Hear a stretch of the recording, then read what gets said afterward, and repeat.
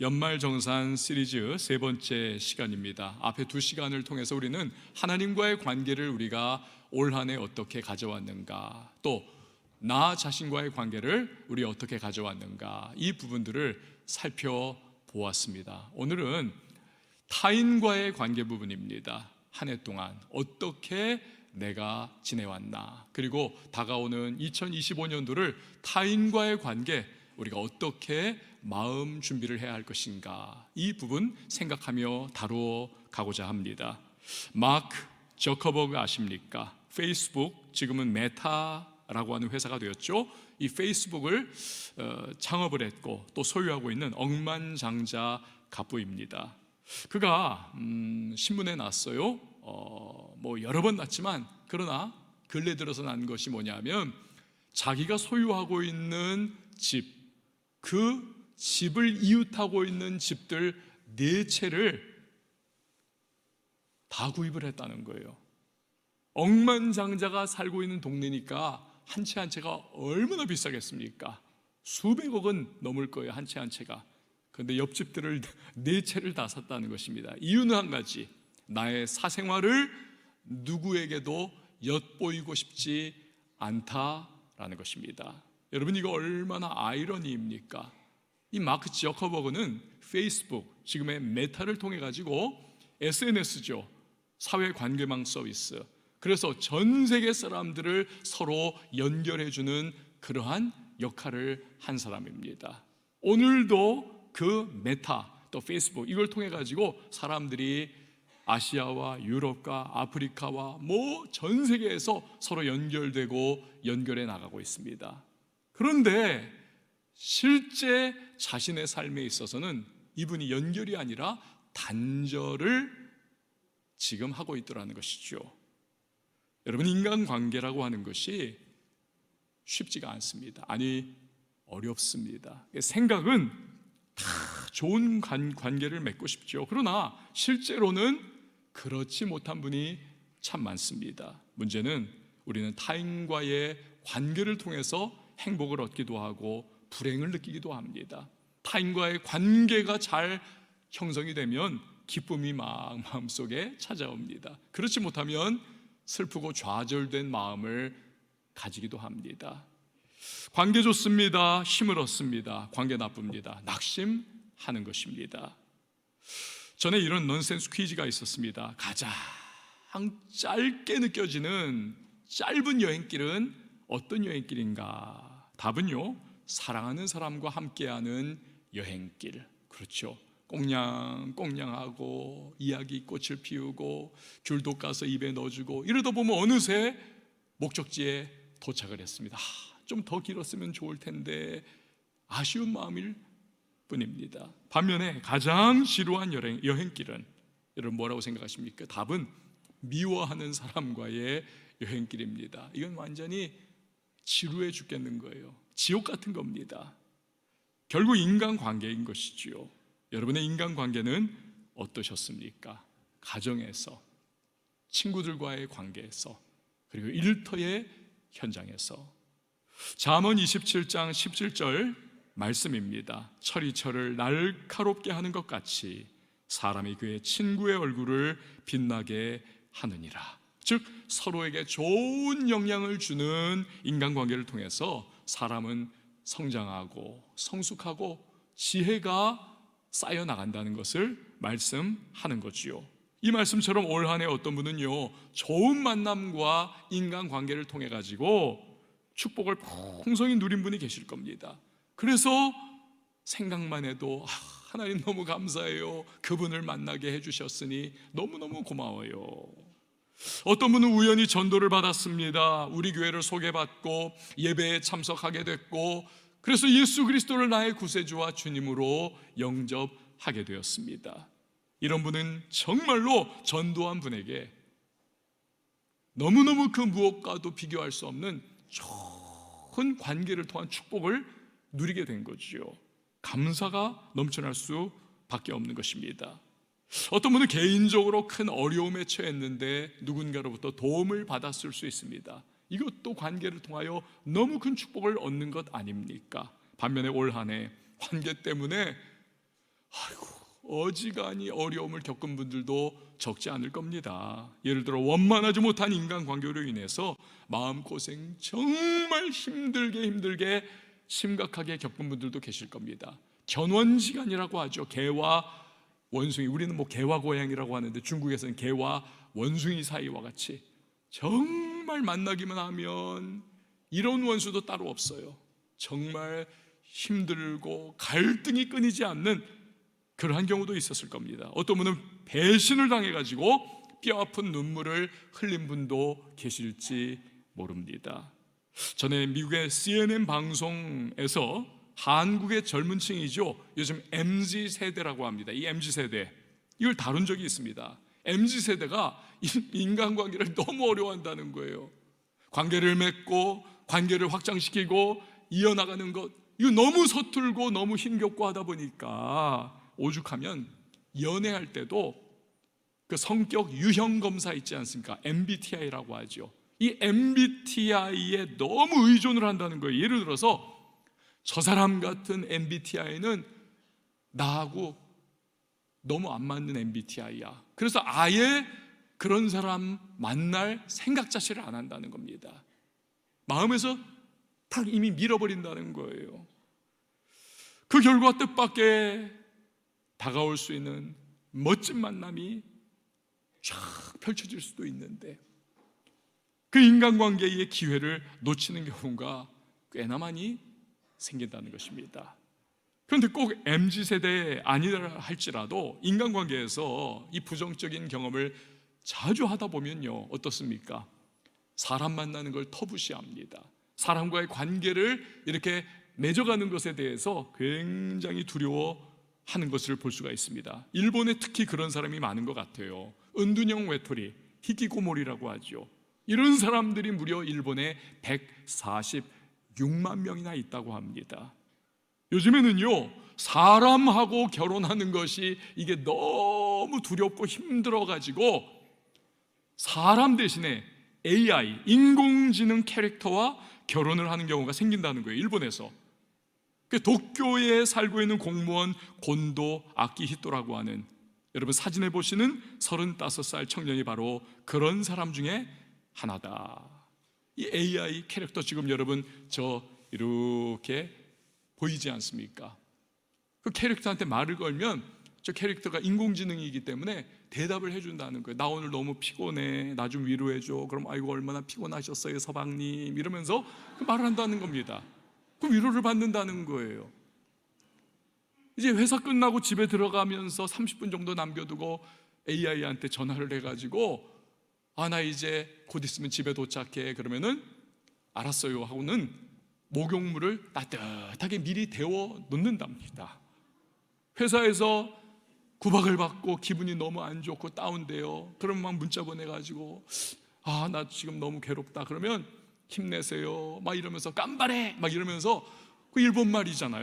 그럼 힘내라 막 이러면서 하여튼 굉장히 격려도 주고 문자를 또 보내준다는 겁니다. 그런 식으로 답변도 해주고.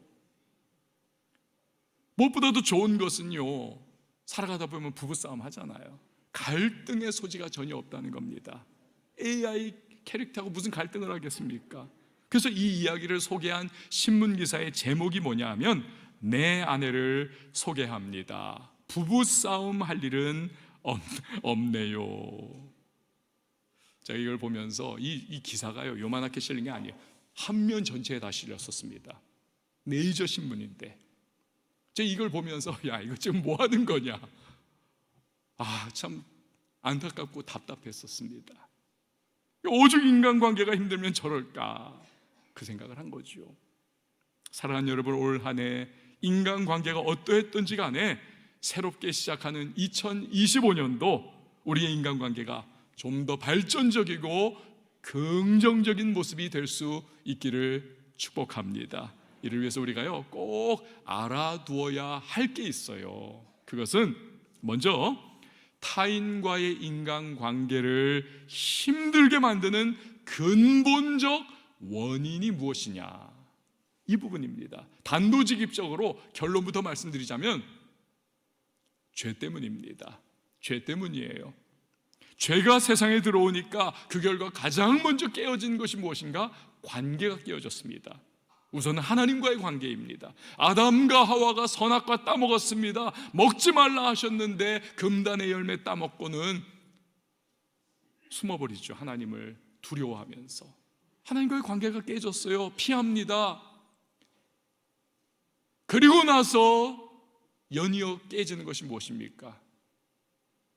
사람과의 관계가 깨어져 버렸습니다. 아담이요, 인류 최초로 하나님께서 창조하셨지 않습니까? 그런데 하나님이 이렇게 보시니까 아담 혼자 독처하는 것이 아이고 외롭겠다. 그래서 아름다운 이브, 성경 언어로는 하와를 만드셨습니다. 손잡아 데리고 오셨습니다.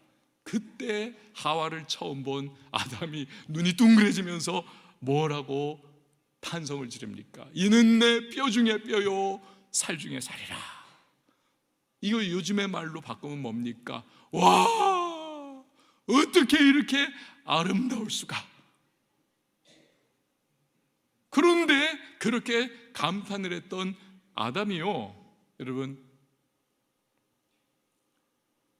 선악과 따먹고 하나님께서 너 왜 그랬냐 하면서 하나님이 책망하시니까 당장 그 입에서 튀어나온 소리가 뭡니까? 저 여자 때문에 그래요. 저 여자가 나 먹으라 그래서 나 꼬셔가지고 내가 먹었어요. 저 여자 잘못입니다. 그리고 하나님이 저 여자 저에게 주셨잖아요. 이러면서 막 그냥 하나님과 여자를 동시에 그냥 아주 탓을 하고 있는 겁니다. 여러분, 이처럼 부정적 인간관계의 근본 원인은 거슬러 올라가면 죄예요. 그리고 타락한 인간의 특징은 남을 탓하는 겁니다. 비난하는 겁니다. 굉장히 이기적인 거죠. 전부 다 너 때문이라는 거예요.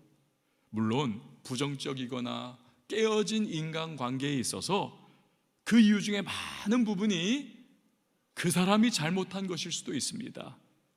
그러나 일정 부분은 나에게도 이유가 있을 수 있습니다. 왜냐하면 나 역시도 죄성 가득한 존재이기 때문에 그렇습니다. 우리 인간관계가 여러분 일방적이 아니지 않습니까? 상호적이지 않습니까? 주거니 받거니 하면서 모든 게 다 너 때문이야. 그러면 마음은 시원할지 몰라도요, 이게 해결의 실마리 자체를 발견할 수가 없는 것입니다. 너도 부족하지만 나도 부족하지, 우리가 모두 그렇지, 이 마음을 가질 때 인간관계가 조금이라도 개선될 여지가 생기는 것입니다.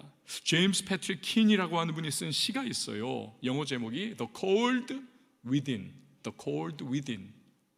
대충 한국어로 번역 제목으로 만들면 마음속의 차가움이라고 하는 제목으로 그렇게 번역할 수 있을 겁니다. The Cold Within, 마음속의 차가움. 이런 내용이에요. 아주 춥고 어두운 곳에 6명의 남녀가 갇혀 있습니다.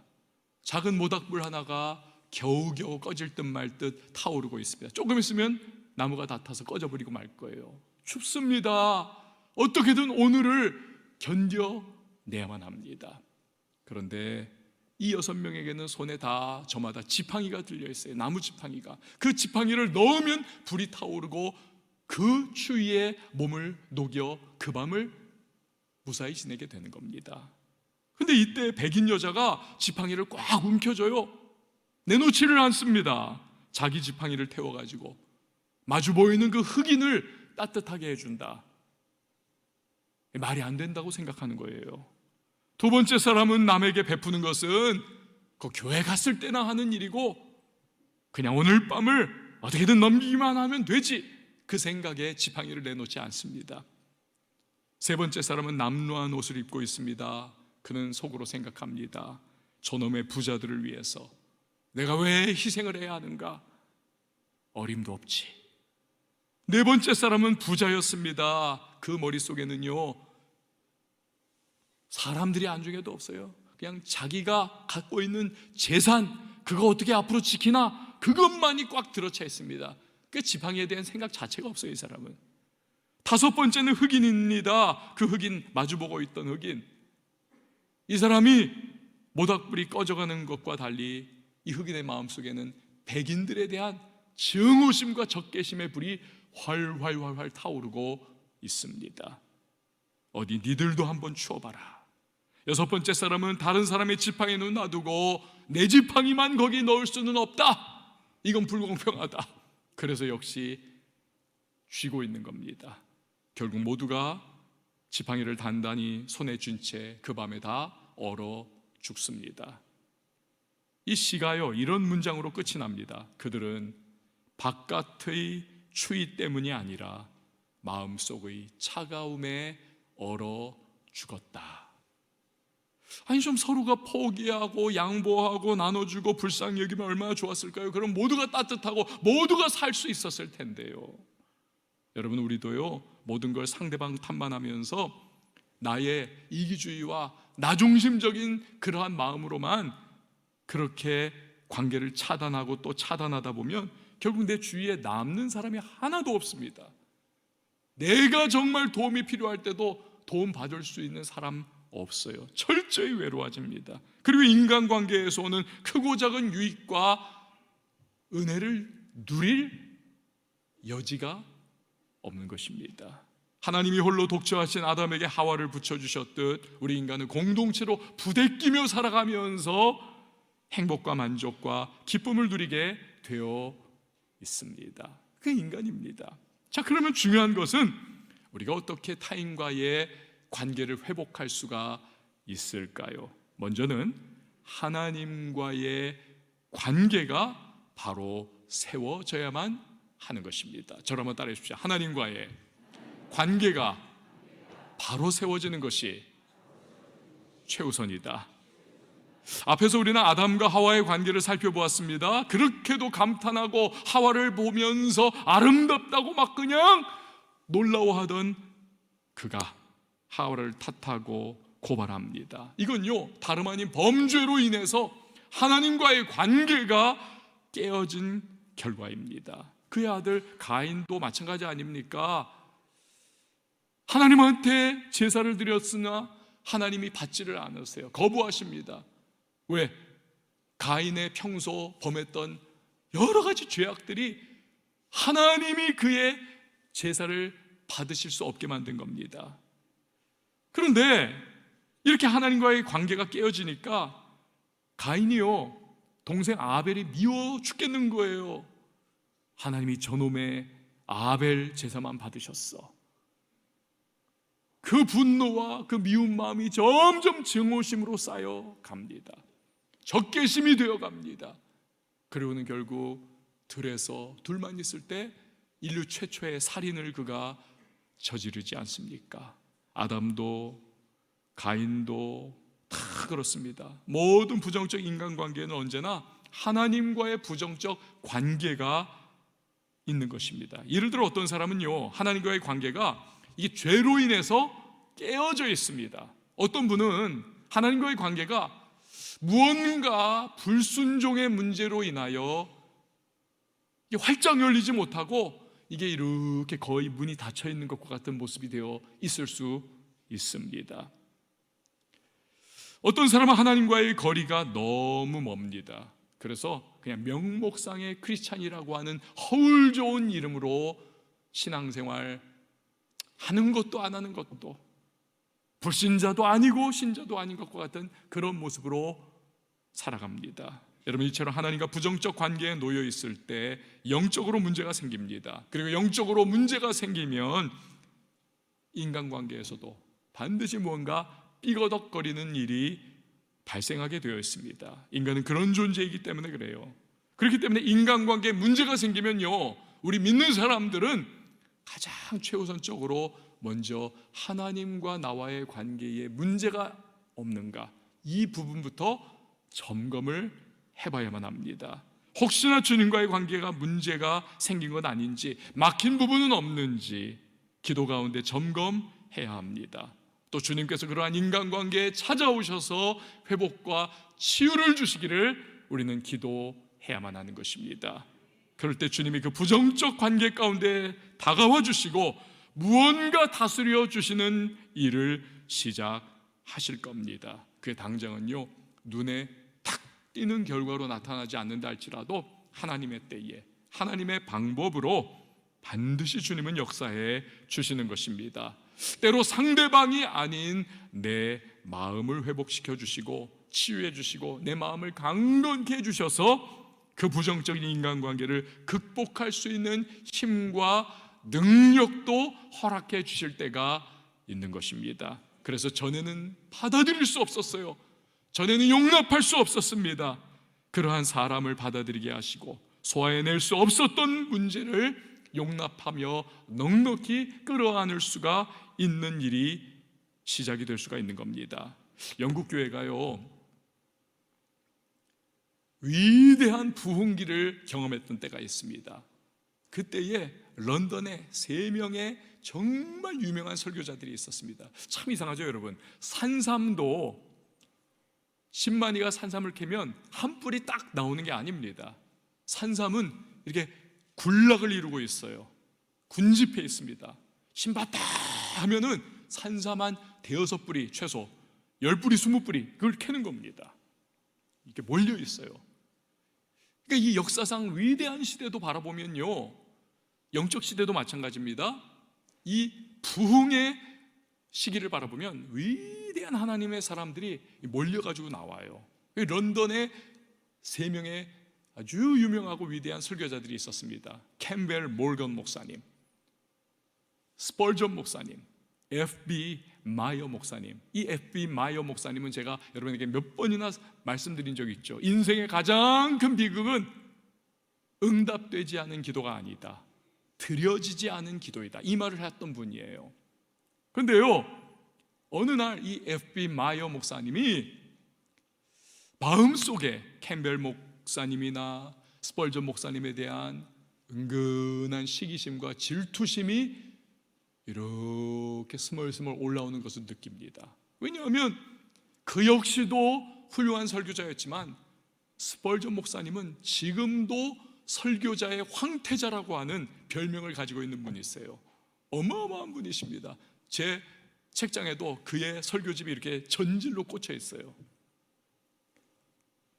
캠벨 목사님도 엄청난 설교자예요. 근데 그에 비해서 이 F.B. 마이어 목사님 좀 지명도가 약간 떨어지거든요. 그래서 비교의식과 시기 질투 마음이 쓱 생기는 거예요. 이걸 아무리 인간적으로 다스리고 억누르고 없애보려고 막 몸부림을 쳐도요, 이러면 안 되지, 이러면 안 되지, 없어지지 않는 겁니다. 하다 못해가지고 결국 그가 하나님 앞에 기도에 무릎을 꿇습니다. 여러분, 기도하면 하나님 역사해 주시는 줄 믿습니다. 하나님, 이 시기심과 질투심의 마음을 주님께서 다스려 주십시오. 주님, 좀 제발 제 마음을 평안케 인도하시고 제 마음에 하나님의 은혜가 임하여서 하나님, 저분들을 시기 질투하지 않게 해주세요. 간절히 오랜 시간을 기도하니까 성령께서 그 마음에 임하여 주셔서 위로해 주시고 끌어안아 주시고 격려해 주시고 두드려 주세요. 마이어야, 너 세상 사람들이 바라보는 기준 그거 생각하지 말아라. 나는 너를 사랑한단다. 너는 나에게 그 누구와도 비교할 수 없는 사랑하는 자녀야. 그리고 스펄전이나 캠벨 몰건이나 다 귀하지만 너 역시 귀하단다. 내가 너에게 주신 은사만큼 최선 다하면 되는 거야. 이러한 주님의 은혜를 그가 응답 가운데 누리니까 싹 봄에 눈이 녹아버리듯이 시기와 질투와 그 비교의식이 사라져버리더라는 거예요. 그러면서 심지어는 기도가 더 나오는 거예요. 하나님, 우리 캠벨 목사님과 스펄전 목사님을 축복하시고 더 축복하소서. 그래서 이 시대 속에 더욱더 위대한 부흥을 일으키게 하시고 저들의 교회가 더욱더 성장하게 하시고 저들이 하나님께 더 귀하게 쓰임받게 하여 주옵소서. 그러면서 마음이 정리가 됐다는 거예요. 자유함을 누리게 된 거죠. 이 세 목사님이 정말 좋은 인간관계를 가지면서 그 시대의 위대한 영국 교회의 부흥을 이끄는 하나님의 사람들로 멋지게 쓰임을 받았던 겁니다. 할렐루야. 여러분, 잠언 16장 7절에 우리 인간관계를 위한 금과 옥조와도 같은 말씀이 적혀 있어요. 우리 같이 한번 읽어봅니다. 시작. 사람의 행위가 여호와를 기쁘시게 하면 그 사람의 원수라도 그와 더불어 화목하게 하시느니라. 아멘. 사랑하는 여러분, 먼저 하나님과의 관계임을 기억을 하시기를 바랍니다. 그럴 때 주님이 우리의 인간관계를 위한 은혜의 도움을 베풀어 주시는 것입니다. 자, 그리고 나서 중요한 것이 오늘 읽은 본문의 말씀을 타인과의 관계에 우리가 적용을 하는 겁니다. 오늘 본문 마태복음 7장 12절 우리 같이 읽어봅니다. 시작. 그러므로 무엇이든지 남에게 대접을 받고자 하는 대로 너희도 남을 대접하라. 이것이 율법이요 선지자니라. 아멘. 남에게 대접받고자 하는 대로 너희도 남을 대접하라. 이 말씀을 일컬어서 황금률, the golden rule, 금과 같이, 황금과 같이 너무너무 귀한 말씀이라는 거예요. 황금률. 그렇습니다. 내가 대접받고 싶은 대로만 남을 대한다면 인간관계가 원활해질 수밖에 없는 거지요. 제가요, 참 좋아하는 목사님이 한 사람이 있습니다. 참 좋아하는 목사님. 나이가 저하고 같아요. 성품이 참 좋습니다. 목회도 굉장히 잘합니다. 근데 교만하지도 않아요. 집안도 아주 좋습니다. 목회자 집안에. 게다가 위트도 풍부하고 유머 감각도 탁월합니다. 무엇보다도 이분이 배려심이 굉장히 깊어요. 그러니까 누굴 만나든지 정말 배려해주고 경청해주고 최선을 다해서 생각을 해줍니다. 이분과 함께 있으면 대접받는다, 그 느낌을 받습니다. 그러다 보니까 저도 그 목사님만 만나면 어찌하든지 정말 잘해주고 싶은 마음이 저도 이렇게 막 생겨나는 걸 느껴요. 이번에 그 목사님의 이제 아이가 셋인데 막내 딸이 이번에 이제 대학 수능 시험을 쳤습니다. 잘 쳤대요. 이분들은 이제 길고 길었던 새 아이 키웠으니까, 막내 이제 대학 들어가니까 길고 긴 수험생 부모 딱지를 떼게 되는 겁니다. 그래서 저희 부부가 이 목사님 네 분을 저희가 한번 대접을 해야 되겠다. 그동안 수고 많았다고. 그래가지고는 좀 세게 대접을 했습니다. 세게 대접을 했어요. 그랬더니 며칠 전에, 정확하게는 금요일 밤에 그분으로부터 택배가 왔습니다. 받아보니까요, 독일 사람들이 성탄절을 앞두고 먹는 아주 달콤한 슈톨렌이라고 하는 빵이 있습니다. 슈톨렌. 그 빵에다가 편지까지 딱 깃들어가지고 슈톨렌의 유래와 만드는 방법과 역사와 어떻게 먹는가, 언제 어떻게 그것을 먹어야 돼, 그거 쫙 적어놨더라고요. 너무나 상세하게. 그러면서 이번 성탄절을 기쁨 속에 맞이하시고 이 빵과 함께 즐거운 시간을 온 가족이 보내세요, 이러면서 또 선물을 보내왔더라고요. 감동이었습니다. 그래서 제가 황금률에 대한 이 설교 부분을 타이핑을 하다가 이 목사님이 떠오른 거예요. 너가 대접받고 싶은 대로 남을 대접해라. 야, 그분이 정말 그런 삶을 살지. 여러분, 천국과 지옥에 대해서 이런 이야기 들어본 적이 아마 한 번쯤은 있으실 겁니다. 천국과 지옥, 이건 그냥 우스갯소리예요. 천국과 지옥에 가면 진짜 상다리가 부러져라 잔치상이 그냥 차려져 있다는 겁니다. 잔치상이. 근데 문제가 뭐냐 하면 젓가락, 숟가락이 너무 길다는 거예요. 너무 길다.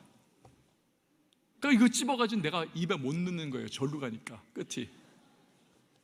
근데요, 천국에 있는 사람들은 다 그냥 기름기가 잘잘 넘치고 배가 불러있고 포만감이 가득하고 행복하고. 왜?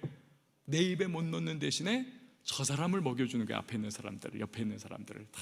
그리고 그 사람도 저를 먹여주고. 그러니 다들 그 맛있는 음식을 그냥 푸짐하게 먹고 행복한 거죠. 천국처럼. 근데 지옥에 가면 다 바짝 말라 있어요. 해골처럼. 왜? 나 하면서 내가 먹으려고만 하니까 이게 길 이상 들어가지 못하는 겁니다.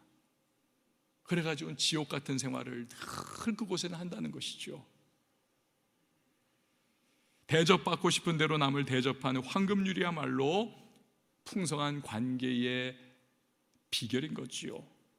여러분 욥을 아시죠? 하루아침에 재산 다 잃었습니다. 10명 자녀 다 비명행사했습니다. 자기 몸엔 악창이 들었습니다. 하루하루 사는 것보다 죽는 것이 낫습니다라고 그는 탄식할 수밖에 없습니다. 그런데 위로해 주겠다고 찾아왔던 형제 같던 친구들이 하나같이 다 돌변해가지고는 욥을 저주하고 악담하고 비난하고 비판하는 거예요. 왜? 하나님은 악인을 징계하시는데 네가 지금 징계를 받고 있는 이 모양새는 이건 상상 초월이다. 어떻게 하루아침에 온 재산, 갑부재산 다 잃고 자녀 10명 다 비명행사하고 네 몸에는 악창이 들려가지고 이 꼬라지가 됐냐. 아내도 떠나가고 친척들 다 떠나가고. 고로 너는 악인이다. 빨리 회개해라. 이 못난 못된 놈아. 막 인격살인을 하는 거예요. 욥이 그냥 나 그렇지 않다, 그거 아니다, 아무리 항변을 해도요 계속 공격을 해요. 그래서 막 욥의 항변과 그들의 공격이 막 계속되면서 욥기가 계속 길어지잖아요. 계속 길어지지 않습니까? 그러다 나중에 끝물에 가가지고 이 하나님께서 직접 나타났어요.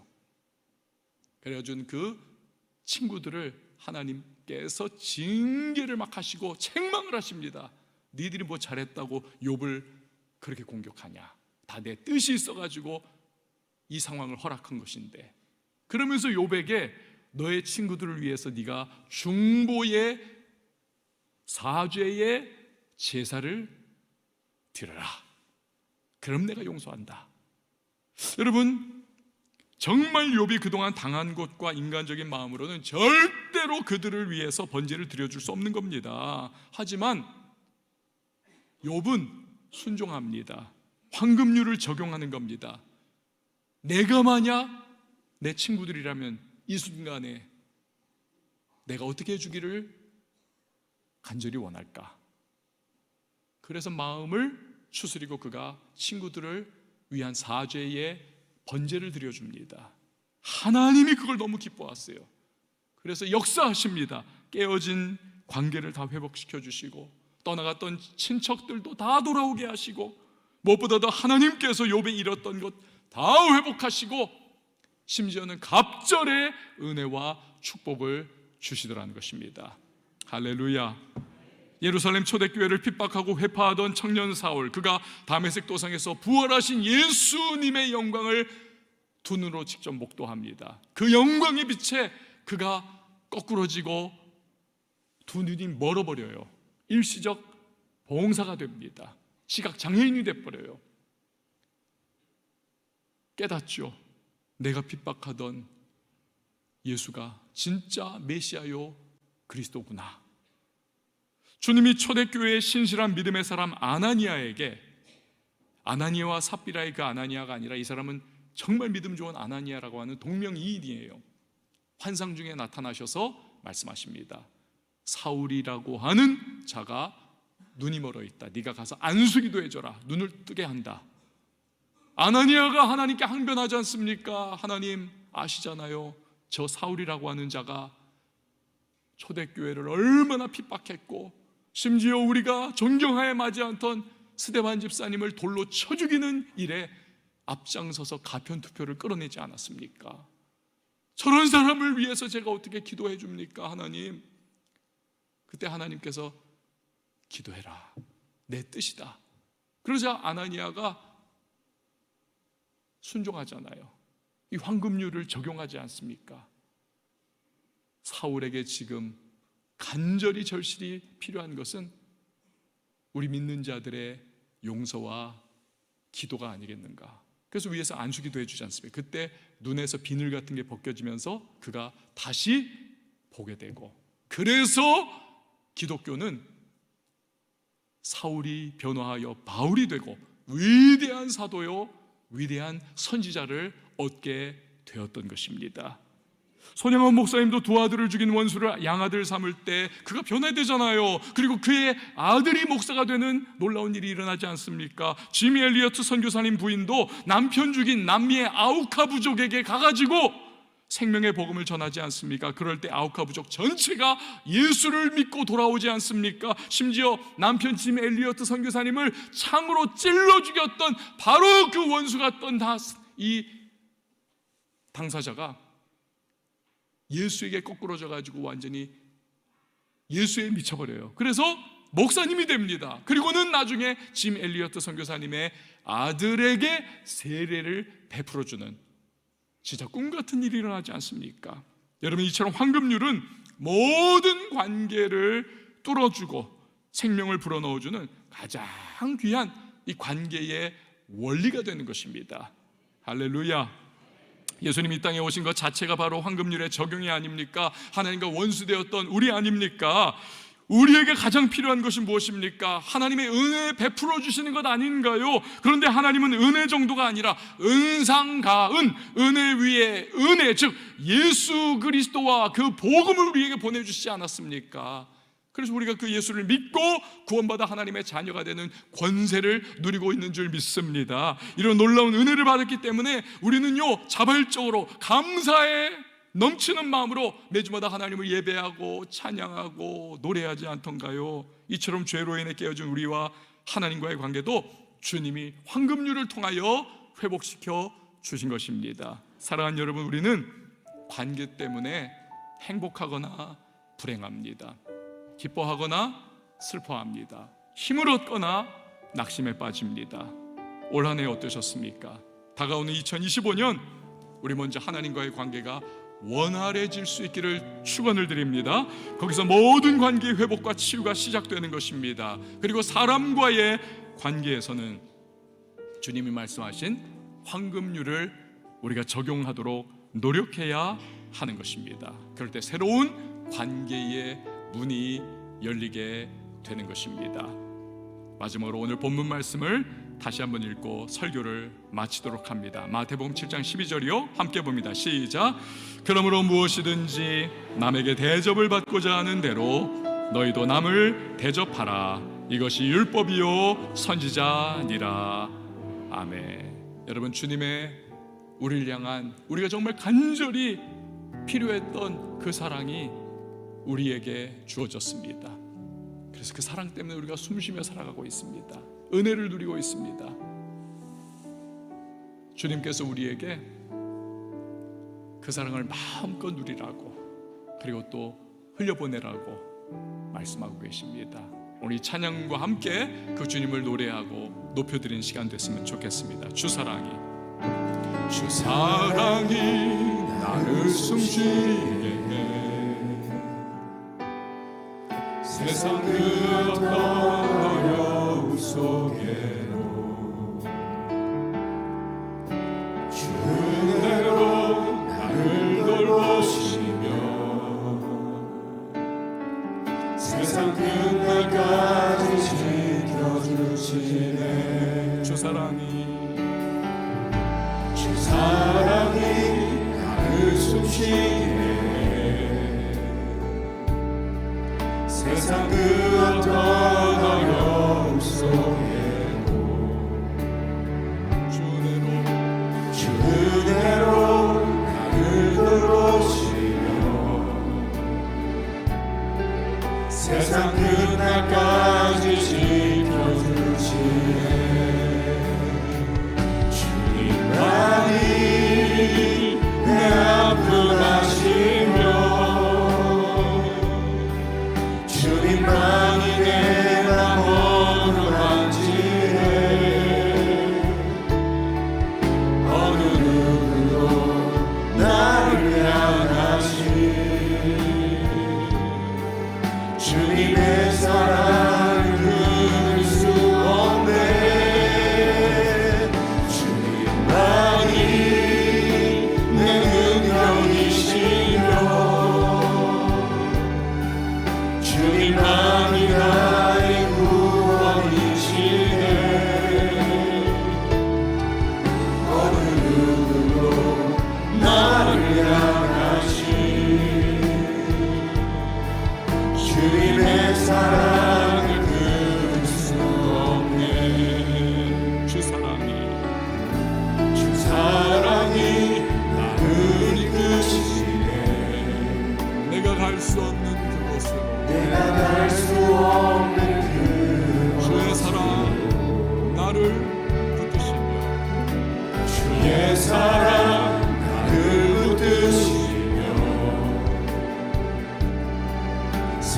끝날까지 인도하시네. 주 사랑이 나를 이끄시네.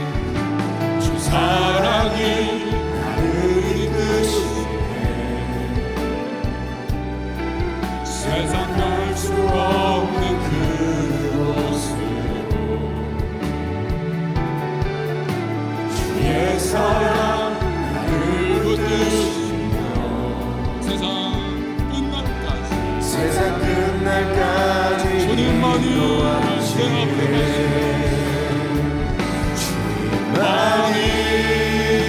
내 아픔하시며 주님만이 내가 어루만지네. 어느 누구도 나를 향하시 주님의 사랑을 끊을 수 없네. 주님만이 내 능력이시며 주님만이 나의 구원이시네. 어느 누구도 나를 향하시 주님의 사랑을 주님만이 내 아픔하시며 주님만이 내 아픔하시며 주님만이 내가 어루만지네. 어느 누구도 나를 향하시 주님의 사랑을 끊을 수 없네. 주님만이 내 능력이시며 주님만이 나의 구원이시네. 어느 누구도 나를 향하시 주님의 사랑을 어느 누구도 나를 향하시네. 어느 누구도 나를 향하시 주님의 사랑을 끊을 수 없네. 여러분 이 시간에 함께 기도했으면 좋겠습니다. 한 해 동안 관계 가운데 여러분 어떠셨습니까? 관계를 통해서 행복하셨나요? 아니면 불행하셨나요? 기뻐하셨습니까? 아니면 슬퍼하셨습니까? 살만 났습니까? 잠 못 이루셨습니까? 다가오는 2025년 하나님과의 관계가 먼저 원활해지기를 바랍니다. 여기서 모든 관계의 회복과 치유가 시작되는 겁니다. 그리고 사람과의 관계에서는 황금률을 적용할 수 있도록 우리가 애써야 하겠습니다. 성령님 도와주십시오. 나에게 회복을 주십시오. 황금률을 적용하며 나갈 때 하나님 새로운 관계의 문이 열리게 하여 주십시오. 오늘 말씀 붙잡고 우리 함께 기도하며 2025년도를 준비하며 나갈 수 있는 우리 모두가 될 수 있기를 원합니다. 함께 기도합니다. 하나님 아버지 감사를 드립니다. 한 해 동안의 인간관계 속에서 때로는 아픔과 괴로움과 하나님 고통을 가졌고 때로는 감사와 기쁨과 행복을 느꼈을 많은 성도님들 그 면면을 주님은 아십니다. 새로운 2025년도를 준비하면서 우리가 먼저 하나님과의 관계가 원활해지기를 원합니다. 내 모든 삶과 관계의 근본인 하나님과의 관계가 내가 적용할 열림이 되고 모두와의 인간관계 속에는 하나님 주님 말씀하신 황금률을 잘 적용할 수 있도록 내가 대접받기 원하는데 하나님 대접하는 것인 말씀이 내 삶 속에 살아움직이게 하여 주시옵소서.